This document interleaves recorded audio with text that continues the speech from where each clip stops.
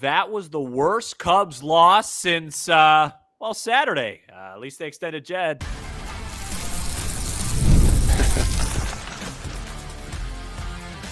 You are Locked On Cubs, your daily Chicago Cubs podcast. Part of the Locked On Podcast Network, your team every day. You are Locked On Cubs, part of the Locked On Podcast Network, your team every day, alongside Sam Olber. I'm Matt Cozy. Sam and I are lifelong fans, taking our passion into discussion with you. I have to imagine there's at least one thumbs down on all things Cubs. Today's episode is presented by 5 Hour Energy Transfusion. Go to 5hourenergy.com today and use my promo code LOCKEDONGOLF to receive 20% off your order.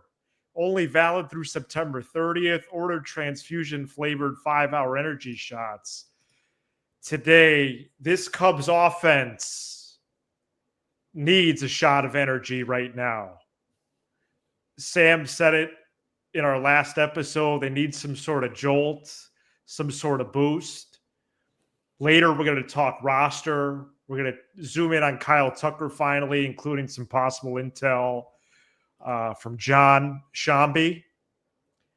And we start with the Cubs' 3-2 loss to the Reds Monday night. Cubs are now 8-8 since the All-Star break. They've averaged about 4 runs during that time. Walk rate and strikeout rate, middle of the pack, but they've scored 4 runs or less 9 of the 16 games and 3 runs or less now in 5 games. With the loss Monday, the Cubs are also now 3 games out of first in the NL Central. Another big story from this one, Mike Siroka left after 2 innings with the shoulder injury. Sam, the Cubs offense is really hurting them right now. And to throw salt in the wound, the only starting pitcher the Cubs traded for might have literally just pitched 2 innings before his season came to a close. How much longer do we have to refer to this offense as elite? I don't care. No. I don't care what the average runs are. That was just the first 60 games. Yeah, this is not an elite offense. No, that was 2 months ago. I'm going to fast forward real quick to the bottom of the 8th inning because I think that summarizes this offense. And this team deserves zero benefit of the doubt. I don't care that they hit into some tough luck. I don't care that Swanson missed the base. None of it. I don't care about any of it. You get a huge break. Your fastest player gets hit on a pitch that really shouldn't have hit him. His elbow was hanging over a little bit. It was lucky. Side note, he needs to become a better base stealer. He's really, really fast. He's not a great base stealer. A great base stealer, anybody can steal a base when people aren't expecting it when it's early in the game. That's when an elite base stealer needs to go get a bag. Okay? But when it's a 2-0 count to your most dependable contact hitter, on a 2-0 pitch from Santillan, I trust Nico Horner to put the ball in play with everything. And you just sit there. That's the opportunity. Hey, play a little run and hit. Do something creative. Make something happen instead of waiting and waiting and waiting. Takes the 2-0 pitch, waiting for PCA to run, strike. 2-1 pitch, fouls it away. Then 2-2 pitch, just a little soft liner, double play ball. I get it. If PCA was on the move, forget it. You had an opportunity there. That summarizes what they do. They don't make things happen. They wait and wait and wait. Guess what? Bush isn't hitting. Seiya isn't even close. Tucker has 1 more home run than you and I do since the end of June. So stop waiting for those things to turn around and create runs. Be aggressive. Do different things, especially with the wind blowing in. I can't believe that this is the team, the manager that we got. I thought we got a guy that does that stuff, but he leaves, and the team that's going to run away with this division, they do all those things. And so it's aggravating. The Siroka thing, it just feels almost like punishment for not being more aggressive at the deadline. And I got to tell you, Matt, first time the last couple of days, it's the first time I've admitted it publicly on the air. been checking those wild card standings. How many games up? All right, 6.5 on the Reds. All right, that's not that much. It's not that much.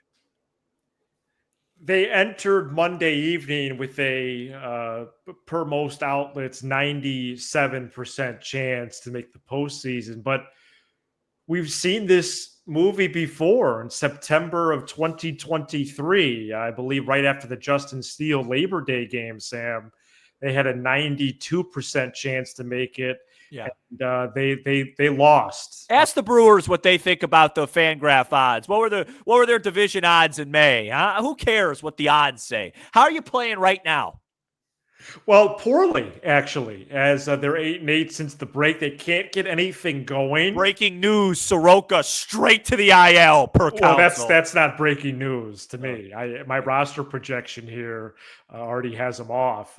Stick around for the third segment, as Gavin Hollowell, according to my projection, will be recalled. So that's exciting for the 6'7" right-hander to return from Des Moines for Siroka, who it's a shame that he's only 2 innings possibly in his Cubs tenure, because I had a good song I was cooking up to My Sharona. So it's too bad. Only my wife and child will be able to hear that now. This offense is ice cold right now. Kyle Tucker's the main culprit because he's earned that title with his resume. And so if it goes good, we also need to point out when it goes bad, and we will. Awful. And unfortunately, he may be hurt, which is inappropriate then if he's playing. Michael Busch is still getting a lot of these leadoff opportunities despite him being ice cold. And Sam Seiya, since the All-Star break, has 8 base hits. Is 8 for 56 with 18 strikeouts. Do you remember when he was snubbed for the All-Star game? I can't. Since that was announced, he has driven in 5 runs. I'd like to get my ticket off the Seiya roller coaster. I'm done. I'm done. You go to the next ride. I remember, or leave the park. I remember earlier in the year, I want to say it was about mid-May, maybe late May. I had a tweet about Seiya, basically saying, "Hey, look, Seiya's been the Cubs' second best hitter so far, but the Cubs need a prep for one of his Seiya streaks in a bad way." And it was probably the most viral, aggressive stuff I've ever gotten. I ended up deleting the tweet because it was so. People were so mad at me for it, like, name calling or whatever. Well, the streak's here. And it's being accompanied by Kyle Tucker and Michael Busch at the exact same time. And it's going to be very hard for the Cubs to win when all 3 of those guys can't hit at the same time, because with all due respect to Ian Happ, he's not even in that. Whatever you get from Happ at this point is almost a bonus. Right. Well, he's hitting in basically the bottom third of the order now. Right. After spending the last couple years, really 3 years, hitting in the top 3 or 4 spots. Now he's way down there. Swanson hit 9th yesterday. I don't know if we even mentioned that on the show. Cubs had 3 hits tonight. Yeah, they had 3 hits. Ben Brown came in when his name was called. 4 innings out of the bullpen. You could tip your cap to that. But then Ryan Brazier, when is his tribe going to be spoken? I get it. Before Saturday, he was doing well. Who cares? Nah, none of this to me is about the pitching staff. But he gave up. They don't have have to keep him around, though. Yeah, but he gave up a little dribbler to Hayes. He made a bad pitch to Fraley, and he gave up a dribbler to Hayes. When is the tribe going to be spoken for this offense? Horner 0 for 4. But already has. Tucker 0 for 3. Suzuki 0 for 3. Carson Kelly 0 for 4. Willie Castro 1 for 4. Bush Turner combined 0 for 3. I mean, they're 3 for 29. I get it. The conditions aren't great. It's not like it's 40 degrees. Well, since Friday, to me, there's one Cub in the last 4 games who's actually been okay hitting, and he's been better than okay. Who, Horner? Horner. That's it. Yeah. One player of your 13 guys. One. Well, Swanson hit a home run today, and then he missed first base. We'll continue this right after these words. Come on. This episode is brought to you by FanDuel. Summer sports are in full swing, and whether you're all about baseball under the lights, golf on the green, or high-stakes soccer action, FanDuel is the best way to make every game even more exciting. You're already following the action. Why not make it a little more thrilling? With FanDuel, you could get in on the game while your friends are getting sunburned at the beach. Folks, I think you could say goodbye for now to me reading division odds, as the Brewers somehow are still only minus 140.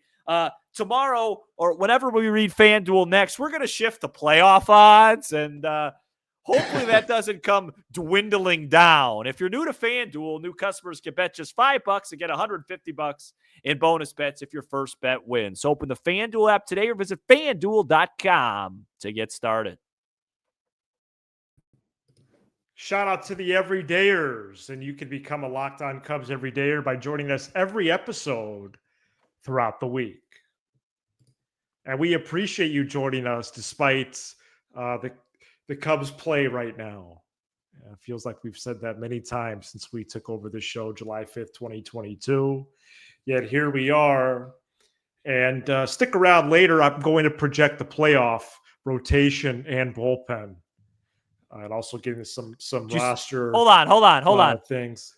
What's that guy's name? Was it Jim Mora? Who is the guy's name? Was it Dick Vermeil? Who's playoffs? Yeah, I think you had it right. I think it was Mora Senior. Yeah, playoffs with Indianapolis. Playoffs.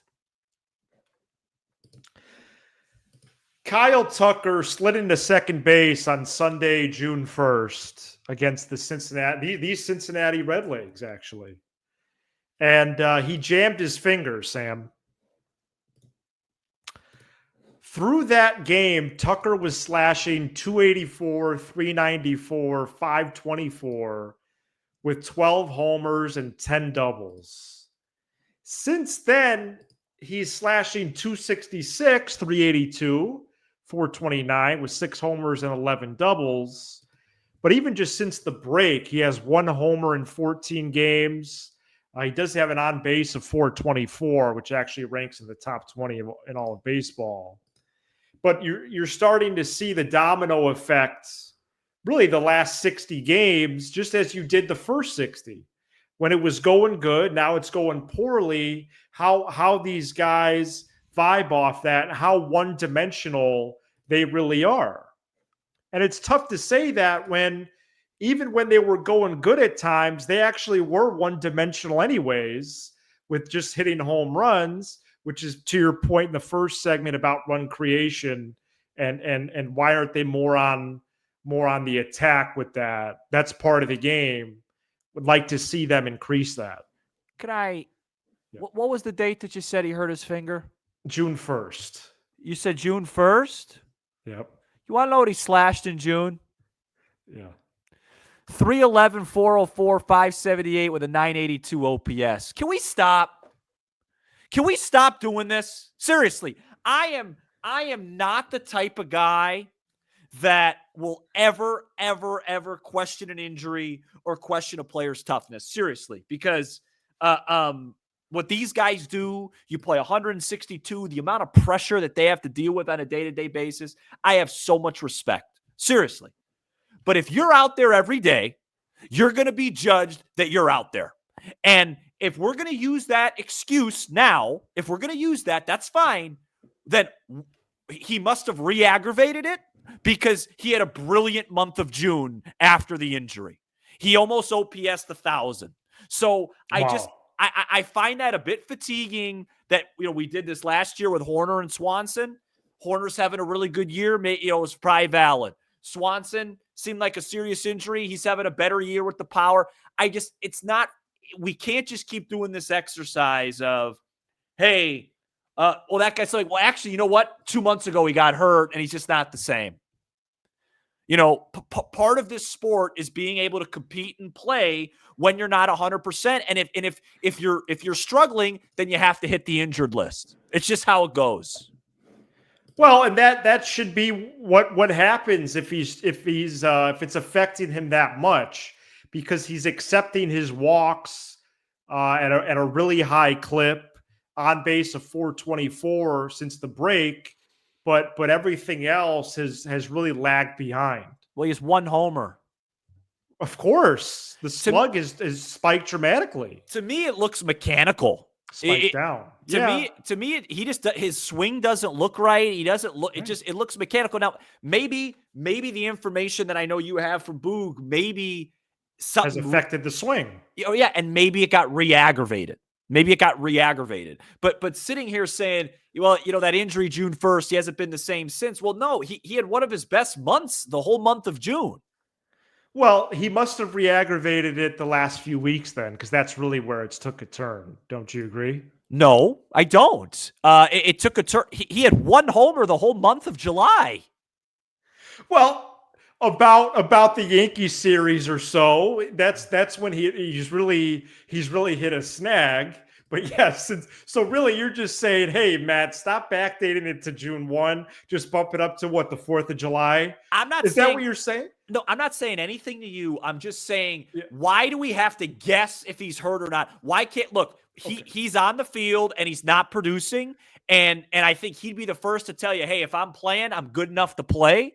And if you're going to hurt the team by playing, which he's done since July 1, then take 10 days off. Well, I thought that this stat, even despite his hot June, and it was hot, it was almost 90 plus every day. The Cubs were 37-22 that day after they beat the Reds on June 1st. Yeah. They're 28-25 since. Yeah, it's a great stat. No, and you're right. Like, this is a really important topic because they are an unserious team if he's not absolutely elite. Which brings me back to my point that if something is wrong with him, especially now that you're 3 back, whatever, just get him right, because you have no chance. It's like to use an NBA analogy, and it's a lot more extreme in the NBA. If the Nuggets come out and their role players are playing great, but Nikola Jokic is 85% of himself, they don't have a shot. Like, their whole thing is he has to be him. Great you know analogy. what I mean? Yeah. So, like, you need Kyle Tucker to be one of the 5, 6, 7, 8 best hitters in the league for this thing to work. So if something's up, they sat Pete today and Counsell said, well, Pete's just had a couple bad days. Pete hit, 308 in July. Like, what? Get him some time and say, hey, listen, we can't really hit any worse right now anyway. We're going to IL Kyle. We'll see you in 10, 15 days, and then we'll make our final push when you come back, if he is hurt. And if he isn't hurt, then come out and say it's not injury related. He's just struggling. My idea would be he comes back the day or two before that big Brewers series. And that would be about 10 days anyway, a few days before that. If it's injury related, absolutely. They'd have to put him on the IL Tuesday, comes back the 15th or 16th. Love it. That series starts the 18th. So love the idea, because let's be honest, he's not, you're right. His on-base percentage is an asset still. Yeah, it is. But the OPS is, it's in the low 6s since July 1st. Here's John Shambi on Tucker's injury. Here comes Kyle Tucker to the plate. Tuck struck out swinging his first time. He's been in a funk. There's no question about it. You look at Tucker over the course of the last 24 games, and he's hitting just .210. And over that stretch, he has only 4 extra base hits. Now, there is an aspect of that stretch that we haven't really talked about, and that is to rewind. Now, he recently fouled a ball off of his knee. But if you remember back in early June 1st to be exact, he was sliding into second base, and his right hand curled underneath him. He injured his right index finger. Look at the way the right hand gets under his body and eventually pops back out. But it forced him to come out of that game and then miss a game. And the hand really has not been right since then. So you're talking about 2 months of him playing through it. And the power has suffered. And look, he's got some quirks to him. He's a guy that he grabs the bat really hard. He likes to, it's not like softly nestled in his fingers. He squeezes the bat. And that right index finger, the gas pedal, as Dustin Kelly calls it, it's been hard for him. That's John Shambi on Marquee on Saturday with some. Are you going out of your way not to call him Boog? Is that something that you're doing? Like, John Shambi. So the gas pedal, I've never heard that about the finger. I heard it on Saturday. And the Cubs are aware of this. Dustin Kelly providing Boog info right there. Boog is a curious person. Do you? Can I just put on my conspiracy? He's probably talked to Tucker. I think him and Tucker have a good relationship, so I think that's where it's coming from. Sounds like they talk pretty frequently. Yeah. Can I put on my conspiracy hat for a second? Yeah. Bill Simmons, I want to cite him. Right. Well, at least you cite people, unlike some other shows. Why would a guy playing for a $500 million contract be playing hurt for 2 months? Does that make sense to you? No. Do you really think his value would be hurt more by going to the IL for 10 to 15 days versus the fact that we're in early August, he has 18 home runs, and somebody else that's qualifying for free agency that's supposed to get more than half the less money than Tucker has 40? No, if he missed 10 to 15 games, that would be in the details. No one would remember. Nobody would remember, and his numbers would look great. Why? And I'm not trying to say maybe Kyle Tucker's the greatest team first guy ever, and he just wants to help this team. But why would a guy playing for a $500 million deal be playing hurt for 2+ months? Doesn't make sense. Just doesn't.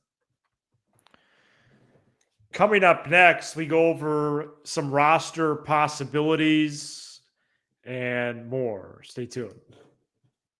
Today's episode is brought to you by 5 Hour Energy Transfusion. On the golf course this summer, you need to grab a 5 Hour Energy Transfusion for that extra energy boost for your round of golf on the course. Right now, let's be honest, some days on the course or off it, you just need that extra boost to stay sharp and energized. 5 Hour Energy Transfusion brings the bold grape, ginger, and lime flavor of your favorite golf drink, minus the alcohol, into a quick, energizing shot. Golf is all about good times with good people and good flavors, of course. The grape, ginger, lime flavor gives you the best parts of your clubhouse go-to without chasing down the Bev card. If you go to 5hourenergy.com today, that is the number 5hourenergy.com. You can use my promo code LOCKEDONGOLF to receive 20% off your order. This offer is only valid until September 30th on one order and cannot be used with other promos. This code is not good on subscription orders. Whether you're meeting up with friends or trying to turn 18 holes into 36, get the energizing boost you need to power through.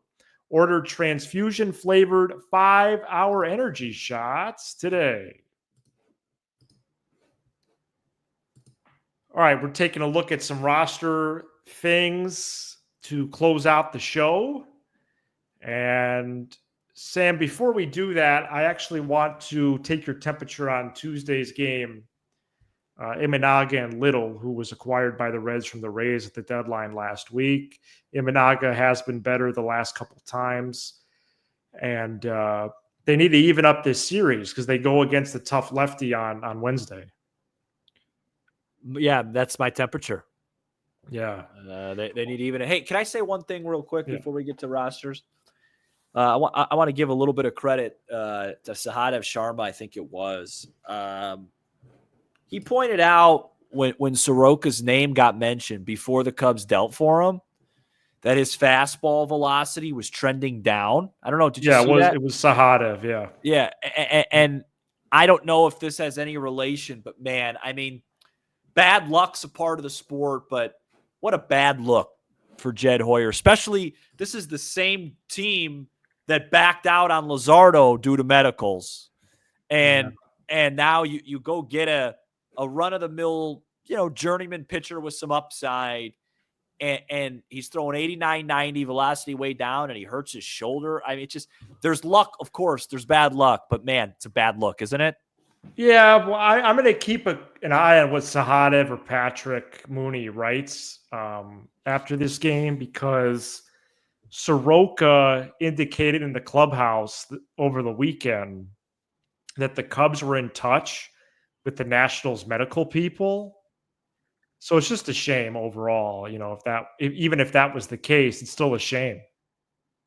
Because then they even with concerns and Siroka, that was the only move. Yeah, right. All to their health wing, they still traded for him. Yeah, and it just feels like, his velo drop was massive. Yeah, and they're probably going to get away with the pitching thing because of how this ballpark plays. They're just going to have to score some runs at some point. Well, hopefully they break out Tuesday against a right-hander. They would really need that. So one of the things I want to do here is I show this roster graphic. I mainly want to find spots for Tyone and Assad. And they might come back, 2 weeks from today, let's say. I think it's pretty easy to find those spots, whether it's Hollowell or Brazier or Brown, and who knows what happens until then. But do you have any convictions on whose spots they should take? And is there any optimism with those dudes coming back, as this is really a rotation in flux here, really a team in flux? Well, I mean, Hollowell's a given. Yeah, that's a given. So the other one, it would be probably between Brown versus Brazier. Brown, Brazier, Pomerantz, one of those guys. Wow. And Drew Pomerantz has really taken a leadership role on this team. We'll see what happens with him, as they did release one of their leaders last week in Ryan Presley. And so, all right. Well, do you think they need to do? And Jameson Tyone gave up 37 runs Sunday at AAA. Yeah, I think Council's got his work cut out for him, man. He's going to have to be real smart about how he uses these guys, because basically everybody but Boyd, you're terrified to pitch with the wind blowing out. But hopefully you don't have to worry about that. And talking about the pitching, I mean, it feels lazy because it's just they're not scoring. They're not scoring. I don't know if you want to do a batting order change. I don't know. Yeah, does Owen Casey come up? Does Ballesteros come up? Something like that. I mean, Ballesteros has had arguably the biggest hit of the second half, unless you want to say Turner's walk-off was bigger. But that hit that he had in Milwaukee that won him that game, I mean, that was a huge hit. It was major, yeah. But this was a really bad loss, and here's the good news. Here's the good news. You feel like it's a lot like September of 23 right now. You're treading water. You're not playing well, but it's early August. So I always say this on the show, no matter what happens, baseball goes in trends. Somebody on the team that's not hitting right now is going to heat up again. You know what I mean? Uh-huh. You're going to get hot again at some point, at least offensively. Enough to make the playoffs? Yes, I think so. Enough to win this division? I don't know. It's hard to see right now. I did want to go over a scenario here before we get out of here about Reese McGuire, Miguel Amaya situation. Sure. Reese has done a nice job.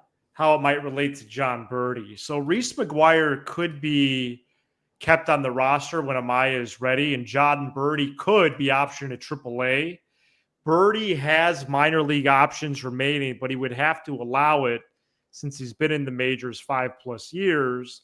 The reason why it could be possible is because he would be called up when rosters expand on September 1. So he'd be in the minors only a few weeks. The Cubs do need to make a decision either way on Amaya by next week, since position players can only be on a rehab assignment for 20 days. It's already been a couple weeks for him. So curious what they do there. My guess is McGuire would be sent packing, but they could work with Birdie there. I was hoping we saw Birdie tonight when Seiya was went full there. Leadoff walk to him. Right, he's basically a pinch runner. You pinch run Birdie, maybe he steals a bag or two, and you sneak a tie game. Wasn't meant to be. Wasn't meant to be, and we'll be back after Cubs Reds on Tuesday. This is Locked On Cubs, part of the Locked On Podcast Network, your team every day. For your second listen, check out the all-new Locked On MLB Game Night, every game, every night, all season long. Get local analysis on a national scale. Find MLB Game Night on the Locked On MLB channel on YouTube or wherever you listen to podcasts. He's Sam Olber. I'm Matt Cozy. This is Locked On Cubs. Shout out to Matt Cozy and Sam Olber, hosts of my favorite podcast, Locked On Cubs.